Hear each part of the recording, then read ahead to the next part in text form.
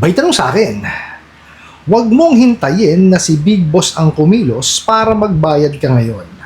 Andito ang address mo. Isang bayad lang ni boss sa mga tauhan niya, tapos ka na.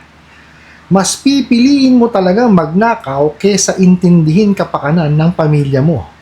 Kapag wala pa din now, alam mo na.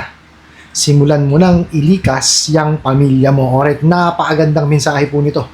Pero bago ho natin sasagutin, imbitahan ko muna sana kayo na pakisuportahan po sana ang aking mga social media accounts sa YouTube, Facebook, and TikTok. Tingnan po natin kung gaano ba katotoo yung mensahe po na pinadala po ninyo na yung Big Boss na daw po ang kikilos.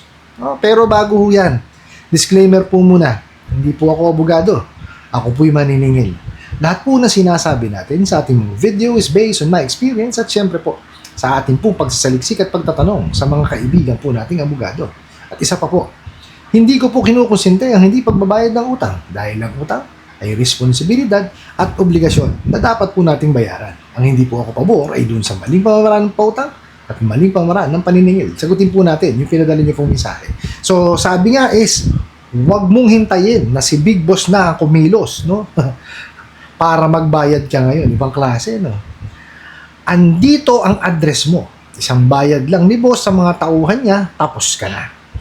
Mas pipiliin mo talagang magnakaw kaysa intindihin kapakanan ng pamilya mo. Kapag wala pa din now, alam mo na. Simulan mo lang ilikas yung pamilya mo. Pagka ho talagang binasa mo lang siya ng ganon, nang wala ho kayong naiintindihan sa batas, talagang kikilabutan ho kayo. Biruin nyo, Big Boss na ho. Yung kikilos para daw kayo ay makapagbayad. Ang tanong, anong ginawa ho ng mga maniningil ho ng ola? Di po ba? Kung ako Big Boss sisisantihin ko lahat yun. Di ba?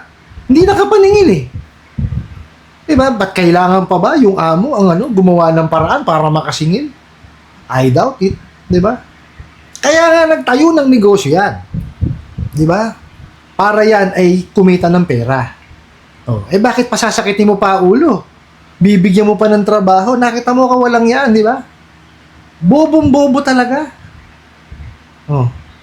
Wala ho talagang alam sa paniningil. Nakita nyo? Talagang puro panakot lang. Tingnan nyo po kung bakit, ha? Huwag mo nang hintayin yung Big Boss daw na kumilos para magbayad ngayon. Kasi daw ho yung address nandoon. Sige, given, yung address po nandyan, natural. Ibinigay ng kliyente yan Diba? Kasama yan sa requirement ninyo, di ba? Kasama yan sa hinihingi ninyo. Nasa application form yan hinihingi yan, di ba? Ba't di nyo puntahan pagka hindi kayo nakakasingil? Mga tanga kayo. Di ba? Tapos, ipananakot mo pa na yun ang gagamitin para pagka nagbayad yung Big Boss, di ba? Isang bayad lang ka mo uutusan daw yung mga tauhan. Bakit? Ikaw ba hindi ka tauhan ng Big Boss mo? Bobo ka? Di ba? Yan ang mahirap sa inyo. Ayaw nyong intindihin yung inilalabas nyong mensahe. Di ba? Ginagawa nyong yung mga kliyente ninyo lumalabas kayo. Kayo mga bobo nga. Mga bugo kayo. Di ba? Sa tingin mo, pagka yung Big Boss ang ang sinabihan mong ganyan, gagalaw yan? Ano pa ginagawa mo dyan? Sisisantihin kita, bugo. Pagka ganyan. Kung ako Big Boss mo. Diba? Hindi yung kliyente tatrabahuhin ko, ikaw. Kasi hindi ka marunong maningil. Diba? Ano ba trabaho mo? Ano ba pinasok na negosyo? Diba lending? Ang lending po, magpapautang ng pera. Pag nakapagpautang ng pera, kailangan mabalik yun, diba? Sino maniningil? Diba dapat kayong mga bugo katabusadong ahente ng online lending apps? Bakit tuturo nyo pati yung Big Boss nyo? Diba? Doon po sa nagpadala ng katanungan na to, wala pong yan, katuturan. Wala hong katotohanan niyang pinagsasasabi niya na yan. Kasi tingnan nyo sa isang kumpanya, natural, meron talagang Big Boss. Meron talagang mga namumuhunan. Yun ang mga Big Boss talaga Diba? Sa tingin nyo Diba?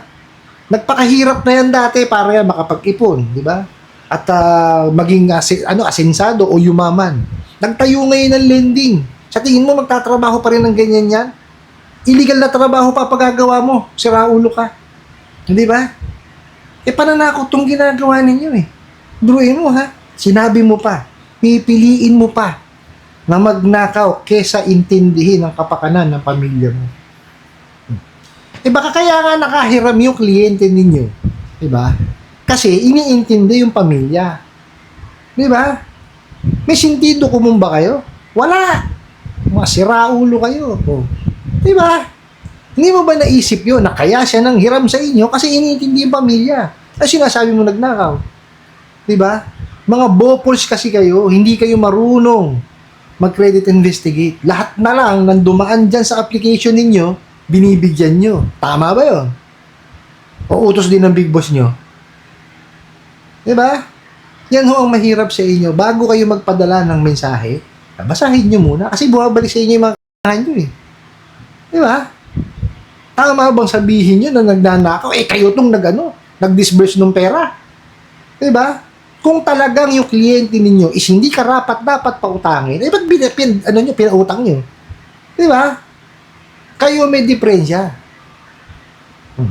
Kaya yan, may credit investigation, may verification, at may evaluation.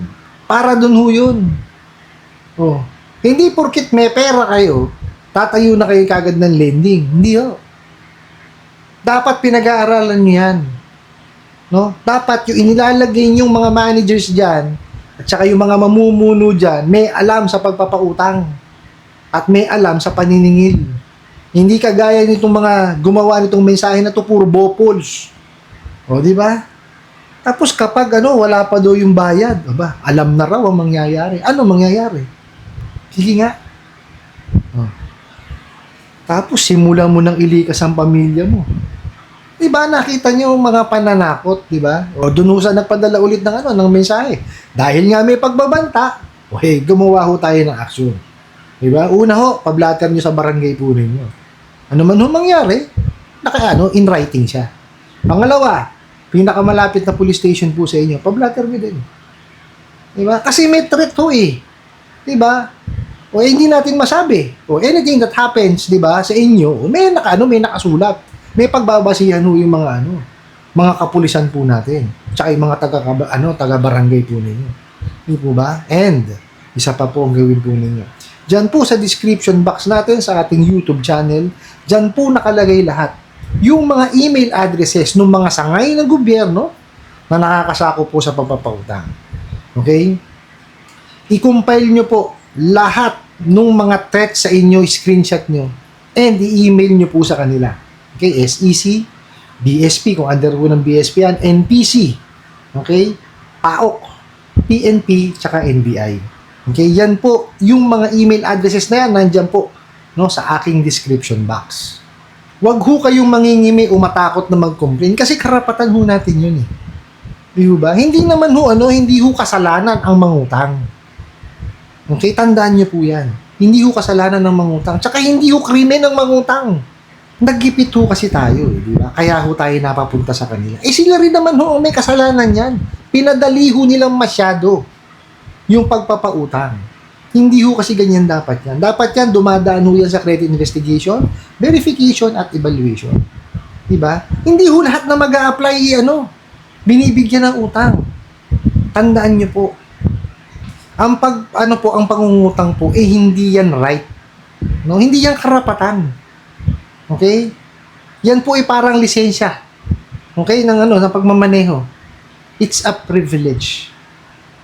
Okay? Privilege po yan na ibinibigay po sa atin. Kaya nga po may credit investigation, may verification at evaluation. Sila po ang aalam dapat kung kayo po ay karapat dapat pautangin. Okay? Parang kagaya sinabi ko kanina sa pagmamaneho. Di po ba? Hindi ho lahat ng tao binibigyan ho ng karapatan na magkaroon ng lisensya.